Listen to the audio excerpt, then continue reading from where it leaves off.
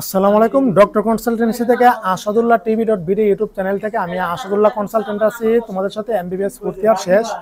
আজকে private medical কলেজের যে সম্পর্কে আলোচনা করব সেটা হচ্ছে যে প্রাইভেট মেডিকেল কলেজের ভর্তি সম্পর্কে, ঐচ্ছিক মাইগ্রেশন সম্পর্কে, এমনকি বই খাতা বুনস কিনা সম্পর্কে, এমনকি ভর্তি বাতিল সম্পর্কে, তারপর দ্বিতীয় সার্কুলার সম্পর্কে, ওয়েটিং থেকে, এই বিষয় নিয়ে আজকে আমি সংক্ষিপ্ত কিছু আলোচনা করবো তোমাদেরকে। তো বিষয় হচ্ছে যে প্রাইভেট মেডিকেল কলেজে ভর্তি কিন্তু তোমার 10 এপ্রিল থেকে নিয়ে 20 এপ্রিল পর্যন্ত ভর্তি চলতেছে। আজকে 18 এপ্রিল, আর 2 দিন আছে ভর্তির সময়। এর মধ্যে তোমার ভর্তি সম্পূর্ণ করতে হবে।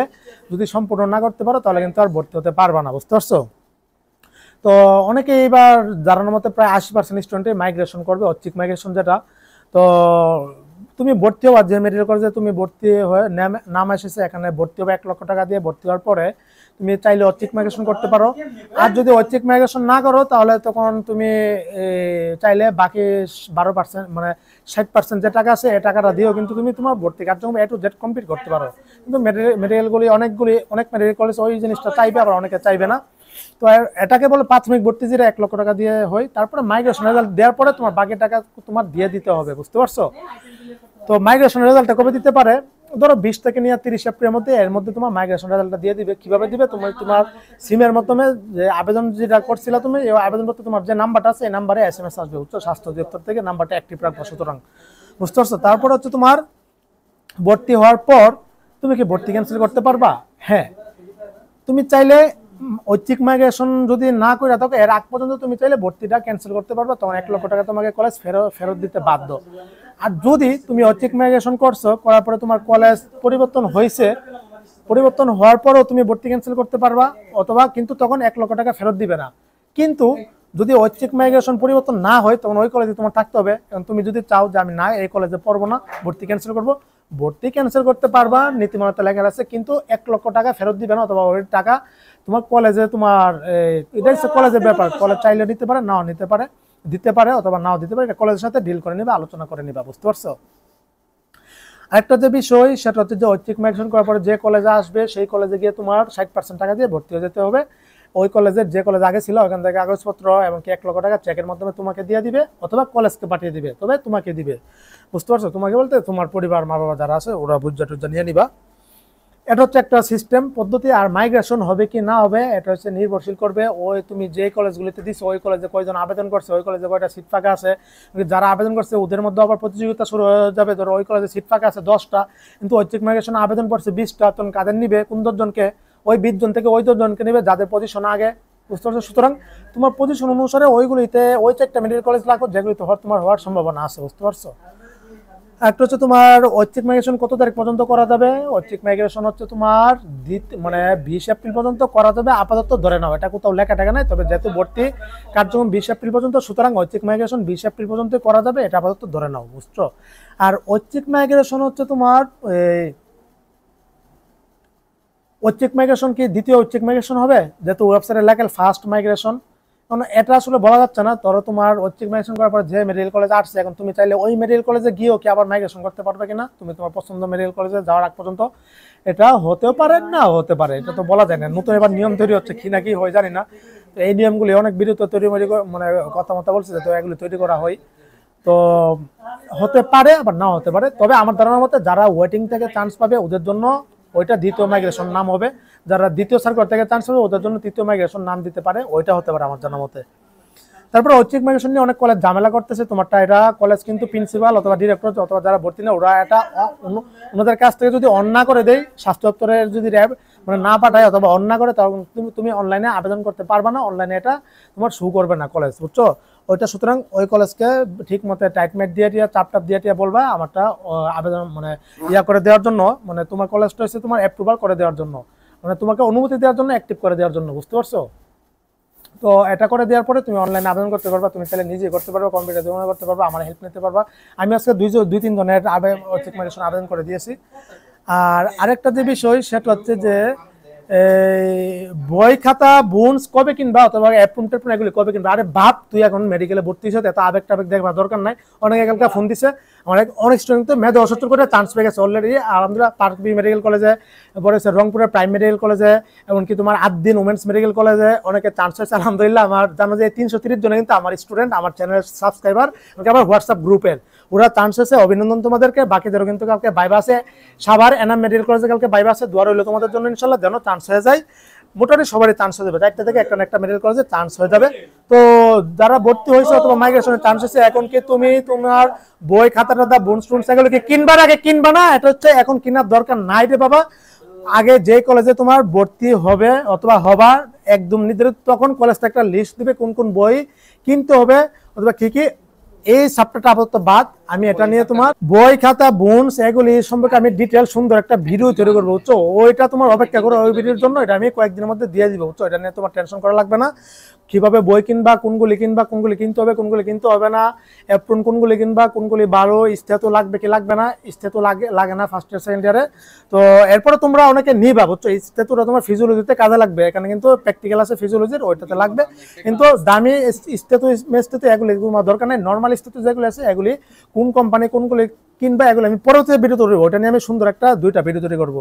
তারপর হচ্ছে ভর্তি বাতিল করতে চাই, আমি তো বললাম ভর্তি চাইলে বাতিল করতে পারবা। মাইগ্রেশন আগ পর্যন্ত টাকা ফেরত দিয়ে দিবে কলেজ, আর মাইগ্রেশনের পরে কিন্তু তুমি যদি ওই কলেজে থাকে তখন কিন্তু ভর্তি চাইলে ভর্তি বাতিল করতে পারবে, কিন্তু টাকার লেনদেন কিন্তু ফেরত নাও দিতে পারে তোমাকে। তারপর দ্বিতীয় সার্কুলার আবেদন, ইয়েস, দ্বিতীয় সার্কুলার আবেদন আগে তোমার ওয়েটিং লিস্টের নাম দিয়ে দিবে, বুঝছো? তো ওয়েটিং লিস্টের নাম তোমার দিবে 20 এপ্রিল ভর্তি শেষে, মাইগ্রেশন শেষে তোমার ওয়েটিং লিস্ট দেবে 1টা 2টা 3টা দেওয়ার কথা। যদি ওয়েটিং লিস্ট না দেয় তাহলে দ্বিতীয় সার্কুলার দিয়ে দিবে। আর দ্বিতীয় সার্কুলার ধরো মে মাসের প্রথম সপ্তাহে দিয়ে দিতে পারে অথবা দ্বিতীয় সপ্তাহে, এরকম একটা। তো এই ছিল প্রাইভেট মেডিকেল কলেজ সম্পর্কে কিছু গুরুত্বপূর্ণ প্রশ্ন। তো যার যে মেডিকেল কলেজে এসেছে যদি পছন্দের মেডিকেল হয়ে থাকে ভর্তি হয়ে যাও। আর যদি তোমার এখন তোমরা তো একটু লাফালাফি করতেছো মাইগ্রেশনে আবার ধরো করলা, এখন ইমিউন মেডিকেল কলেজে দিলা, যেটা তুমি আগে যে মেডিকেল করেছিলা এটাই ভালো ছিল, পূর্বে যেটা মাইগ্রেশন হয়েছে এটা থেকে এটা বেটার ছিল, তখন কিন্তু তুমি লস হয়ে যাবা। আচ্ছা, আরেকটা গুরুত্বপূর্ণ প্রশ্ন, সেটা হচ্ছে যে অনেকের নাম আসার পরেও ভর্তি হবে না, এই 20 তারিখ চলে যাবে কিন্তু ভর্তি হবে না, ওরা কি করবে? হ্যাঁ, পরবর্তীতে তুমি চাইলে আবার ডিসিশন নিতে পারো, দ্বিতীয় সার্কুলার দিলে আবেদন করতে পারো, চান্স পেতে পারো, কোনো সমস্যা নাই। আরো ভালো মেডিকেল কলেজে অথবা আরো অন্যগুলিতে তুমি চান্স পেতে পারো, কোনো সমস্যা নাই। তাছাড়া এখানে আরেকটা প্রশ্ন, সেটা কেউ তোমাকে বলবে না, নোটিশ লেখা নেই অথবা কেউ তোমাকে বলবে না। ধরো তোমাদের নাম এসেছে কিন্তু ওই মেডিকেল কলেজে তুমি ভর্তিও নেই, কিন্তু দেখা গেছে 15 দিন 20 দিন 1 মাস অথবা যখন দেখা গেল সিট ফাঁকা আছে, তখন তুমি ওই মেডিকেল কলেজে কিন্তু গেলে ভর্তিটা তোমার নিয়ে নিবে। ওনারা হয়তো স্বাস্থ্য দপ্তরে কিছু মানে টাকা মাকা দিয়ে টিয়াগুলি সিস্টেম করে ইয়া করে, কিন্তু তোমার ভর্তি নিয়ে নিবে, এটা জানিয়ে রাখলাম আমি। তো এই ছিল প্রাইভেট মেডিকেল কলেজ সম্পর্কে কিছু প্রশ্নের উত্তর আমি দিয়ে দিলাম, আশা করি তোমাদের উত্তর হয়ে গেছে। আমার প্রশ্ন তৈরি করা মানে তোমাদের প্রশ্ন তৈরি করা, এগুলি তো তোমাদের আর জিজ্ঞাসা করা লাগে না।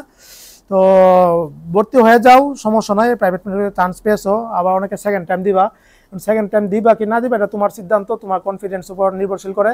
সামনেবার সিট কিন্তু বাতিল করে দিতে পারে 1000-এর মতো, অলরেডি যেহেতু নাম নিয়েছে মেডিকেল কিছু বাতিল করে দিবে সরকারি। তারপর হচ্ছে তোমার রিটেন বাইবা এগুলো ঢুকে দিতে পারে। আবার সামনেবার, এবার তো সেকেন্ড টাইম দিয়ে 3 কাটছে, অন্যান্য বিগত বছরগুলিতে 5 কাটতে পারে, 3 কাটছে, সামনেবার এমন হতে পারে 5-এর জায়গায় 5 কাটতে পারে, 7 কাটতে পারে, 8 কাটতে পারে, 10 কাটতে পারে, এটা বলা যায় না। হুটহাট করে যেভাবে মানে নিয়ম তৈরি হয়ে গেছে, আবার হুটহাট করে ক্যান্সেলের নিয়মও কিন্তু অন্য নিয়মও কিন্তু হওয়া যাওয়াটা স্বাভাবিক, আমরে কিছু না, বুঝতে পারছো? তো এই ছিল প্রাইভেট মেডিকেল কলেজের সম্পর্কে। যারা এবার প্রাইভেট মেডিকেল কলেজে বাংলাদেশের যে সব 4-5 হাজার স্টুডেন্ট ভর্তি বা সবাই কিন্তু মোটামুটি আমার সাথে অ্যাড আছে, আমার চ্যানেলের সাথে ভিডিও দেখছে, অনেক উপকার হয়েছে। প্রায় 100-এর উপরে ভিডিও দিয়েছি, কন্টেন্ট দিয়েছি, অনেক ইয়া করছি। আর আরেকটা যে বিষয়, তোমাদের এই কথা বলার কারণ মানে বলতে এমনকি যে বিষয় তোমাদের এই যে তোমাদের জন্য অনেক কষ্ট করে অনেক ইয়া করে, দেখো কতগুলি মেডিসিন আজকে আমার আনা লাগছে, আমার প্রফেসর ম্যামকে দেখায় আমার মুখে ইনফ্লামেশন হয়ে গেছে তোমাদের কারণে, বুঝছো? আমি ফোনটা সাইলেন্ট রাখি, ওই যে কালকে দিন আগে আমি ফোনটা সাইলেন্ট রাখিনি, ভাবছি মানে রাত্রে ঘুমিয়ে গেছি, তখন কি করছে, এই যে সকাল 6টা থেকে ফোন আসে একদম 3:30, তখন কি করছে, ঘুম থেকে হঠাৎ করে ঘুম ভেঙে গেছে, ঘুম থেকে উঠলে তো এমনি মাথা কাজ করে না। এই যে আমার এখানে যে তোমার ব্রাশ আছে, এখানে আমি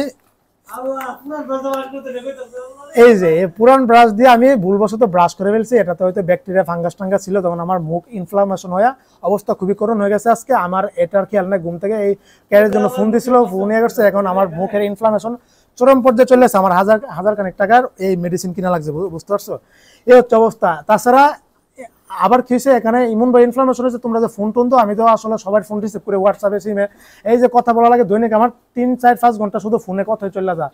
এই যে আমার মানে এই যে মুখের অবস্থা আরো করুণ হয়ে গেছে, বুঝতে পারছো? অনেক কষ্ট রে, ব্রাশটার কারণে আসলে আমার এই 1000 টাকা নষ্ট হয়েছে। তো এটা আর কি করবো, ফালাই দিলাম। কিন্তু তোমাদের অনেক উপকার করেছে এটা বলতে হবে, অনেক কষ্ট করেছি। শেষ মুহূর্তে চ্যানেলে সমস্যা হয়েছিল, মানসিকভাবে এমনকি শারীরিকভাবে অসুস্থ হয়ে গেছিলাম। তো অনেক হেল্প করছি তোমাদের, এটা তোমরা অজস্র শত শত জন অভিভাবক স্টুডেন্ট ফোন দিয়েও কৃতজ্ঞতা প্রকাশ করে, আপনি না থাকলে আমরা এসব কিছু জানতাম না। অনেক মানে মানে অজস্র পরিমাণ উপকার হয়েছে, যা বলার ভাষা নাই। এটা আমি আমার সম্পূর্ণ এই উপকারটা সদগে সোয়াব জারিয়া হিসেবে ইনশাল্লাহ দোয়া, আপনাদের দোয়াতে যেন থাকি, দোয়া করবেন। আর সামনে আরো ভালো কন্টেন্ট দিব ইনশাল্লাহ। ভর্তির পরে ক্লাস সম্পর্কে আমি নিজেও বিস্তারা বোনস এগুলি পড়ানোর একটা প্ল্যান আছে আমার ইনশাল্লাহ, যদি সময় ওইভাবে মেনটেন করতে পারি। আর বই খাতা সম্পর্কে বোনস নিয়ে আমি পরবর্তীতে স্পেশাল ভিডিও তৈরি করব। তাছাড়া আরও মেডিকেল কলেজে যাওয়ার পরে ভর্তির পরে কী কী সমস্যার সম্মুখীন তুমি হবা, ওইগুলো নিয়ে আমি তৈরি করব। ওই ডিপ্রেশনের সময় কিন্তু একমাত্র আমাকে পাশে পাবা, জগতের আর কাউকে তুমি পাশে পাবা না। ওইগুলি তোমার ইনশাল্লাহ পাশে, ইনশাল্লাহ তোমার ওই সময়টুকু আমি মানে তোমাদের সঙ্গী হিসেবে ইনশাল্লাহ থাকবো, এভাবে যেভাবে এই সময়গুলিতে আমি তোমার সাথে ছিলাম, বুঝতে পারছো? আর মেয়েদের অসুস্থর কোটায় যাদের চান্স হবে অবশ্যই জানাবো। অলরেডি আমার অজস্র অনেকের চান্স হয়ে গেছে, অভিনন্দন ছেলে আর মেয়েদের। আর যারা ইন্টারভিউ দিতে, তো আমার চ্যানেলে আসাদুল্লাহ টিভি.বিডিতে অবশ্যই আমাকে জানাবা, চেষ্টা করবো ইনশাল্লাহ তোমার ইন্টারভিউ নেওয়ার জন্য, এমনকি তোমার সফলতা ডাক্তারের গল্প ইনশাল্লাহ মিডিয়াতে বলার জন্য আমন্ত্রণ রইল আমার চ্যানেলে। তো এই ছিল, সবাই ভালো থাকো, সুস্থ থাকো, সবার জন্য অনেক অনেক শুভকামনা রইল। আসসালামু আলাইকুম ওয়া রাহমাতুল্লাহি ওয়া বারাকাতুহু।